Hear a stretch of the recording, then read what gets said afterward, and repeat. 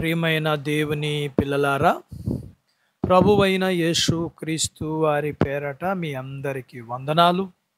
ప్రభువు పేరట మీ అందరికీ శుభములు, దీవెనలు కలుగునుగాక.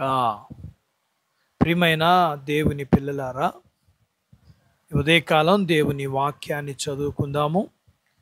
ఆమోసు గ్రంథము 4వ అధ్యాయము 6వ వచనం చదువుకుందాం. మీరున్న స్థలములన్నిటిలోనూ మీకు ఆహారము లేకుండా చేసిన మీరు నా తట్టు తిరిగిన వారు కారు. ఇదే యెహోవా వాక్కు. దేవుడు తన మాటలు మనందరి కొరకు దీవించునుగాక. ఆమేన్. ప్రియమైన దేవుని పిల్లలారా, మనము దేవుని సొత్తు, విలువ పెట్టి కొనబడిన వారు. మన మీద మనకు ఎలాంటి అధికారము లేదు. అయినా సరే దేవుడు మనల్ని ఎప్పుడూ బానిసలుగా చూడలేదు, చూడడు కూడా. మనం దాసులమైనప్పటికీ దేవుడు మనలను ప్రేమించి మనకు పూర్తిగా స్వేచ్ఛనిచ్చారు. దేవుడు మనకిచ్చిన స్వేచ్ఛని ఈ లోకానుసారంగా జీవిస్తూ దుర్వినియోగం చేస్తుంటే దేవునికి కోపం వస్తుంది. అయినా సరే దేవుడు తన కోపాన్ని అణుచుకుని పెందలకాడని లేచి తన సేవకులను పంపించి మనం నశించి పొరపడకూడదని ఆయన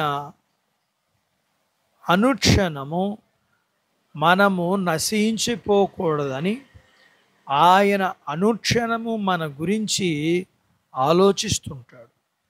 మనం మాత్రం దేవుని ప్రేమను గుర్తించకుండా నీచమైన శరీరాశలు నెరవేర్చుకోవడానికి ఈ లోకానుసారమైన జీవితం జీవిస్తాం. ఒక మాట అండి, మన పిల్లలు మన మాట వినకపోతే మనం ఏం చేస్తాం? చెప్తాం. వినకపోతే గద్దిస్తాం. అయినా వినకపోతే దెబ్బలు వేస్తాం. వాళ్ళని శిక్షించడంలో వాళ్ళ మీద ప్రేమ తప్ప కోపము, కసి లేదు. కొట్టేటప్పుడు అయిష్టంగానే కొడతాం. వాళ్ళు బాధపడుతుంటే మనకే బాధేస్తుంది. శిక్షించకపోతే ఇంకా చెడిపోతారు. మనం కూడా ఈ లోకానుసారంగా జీవిస్తూ చెడిపోతుంటే దేవుడు తన సేవకుల ద్వారా చెప్పి చూస్తాడు. అయినా వినకపోతే మనల్ని ఆయన తట్టు తిప్పుకోవడానికి తప్పనిసరి పరిస్థితుల్లో శిక్షిస్తారు. చెడ్డవాడు నశించిపోవడం దేవునికి ఏమాత్రం ఇష్టం ఉండదు. దేవుడు తన బిడ్డలను రక్షించుకోవడానికి ఎంతో ఆరాటపడుతుంటాడు. ఎందుకంటే ఎంత దుర్మార్గుడైనా దేవుని బిడ్డలే కదా. చెడ్డవాడే నశించిపోవడం దేవునికి ఇష్టం లేకపోతే దేవుని బిడ్డలమైన మనం నశించిపోవడం ఇష్టమా? అందుకని మనం మారడానికి దేవుడు ఎన్నో అవకాశాలు ఇస్తాడు. గుర్తుపెట్టుకుందాం, మనకు వచ్చే కష్టాలకు కారణం మనమే. మనం దేవునికి వ్యతిరేకంగా జీవిస్తుంటే ఆయన మనల్ని తన తట్టు త్రిప్పుకోవడానికి దేవుడు శ్రమలను అనుమతిస్తాడు. దేవుడు మనల్ని ప్రేమించినంతగా ఎవ్వరూ మనల్ని ప్రేమించలేరు. అంతగా ప్రేమించే దేవునికి వ్యతిరేకంగా జీవించటం అంత మంచిది కాదు. మనల్ని ఎవరైనా కష్టపెడితే, మొర్ర పెడితే రక్షిస్తాడు. దేవుడే మనల్ని కష్టపడితే ఆయన నుంచి రక్షించేవారు ఎవరు? కాబట్టి దేవునికి లోబడదాం. దేవుడు మనల్ని శిక్షించకముందే ఆయన తట్టు తిరుగుదాం. ఆయనకు లోబడే జీవించే జీవితాన్ని, హృదయాన్ని ఇమ్మని అడుగుదాం. అట్టి బాధ్యత దేవుడు మనకు దయచేయునుగాక. ఆమెన్. దేవుడు తన మాటలు మన కొరకు దీవించునుగాక. ఆమెన్. ప్రార్థించుకుందాం. నాతో పాటు ఏకీభవించండి. మమ్ములను మిక్కిలిగా ప్రేమించిన మా ప్రియ పరలోకపు తండ్రి, మీ పరిశుద్ధ నామమును బట్టి మీకు వందనాలు. ఈ ఉదయకాలం మీ పాదాల దగ్గర మీ లేఖనాన్ని నేర్చుకోవడానికి మీరు మాకు సహాయం చేశారు.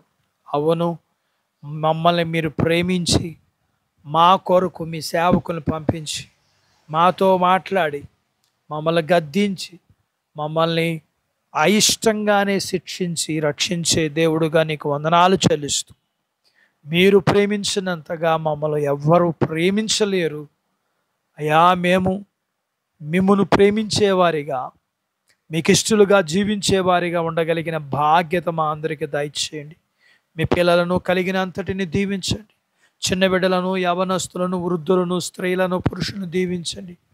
బిడ్డల యొక్క యవన చదువుల్లో, ఆరోగ్యాల్లో, ఉద్యోగ ప్రయత్నాల్లో విజయాలు ఇవ్వండి. ఉద్యోగాలలో ఆశీర్వాదం ఇవ్వండి. చేతి పనులు, వ్యాపారాలు, పొలాలు, పశువులను దీవించండి. వివాహాలు కాని వారికి అవ్వటానికి సహాయం చేయండి. అయ్యి గర్భఫలములు లేకున్న వారికి గర్భఫలాలు ఇవ్వండి.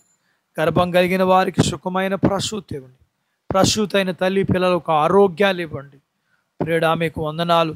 మీ పిల్లల అవసరతలు, సమస్యలు, బలహీనతలు, రుణాలు, సమస్యలన్నిటి నుంచి మీరు విడుదలిమ్మని, మీ పిల్లలను మీరు అన్ని విషయాల్లో ఆశీర్వదించమని యేసు ప్రభు వారి పేరట స్తుతించి ప్రార్థించి అడిగినవన్నీ పొందుకుని ఉన్నాము తండ్రి. ఆమెన్. దేవుడు మిమ్మును దీవించునుగాక.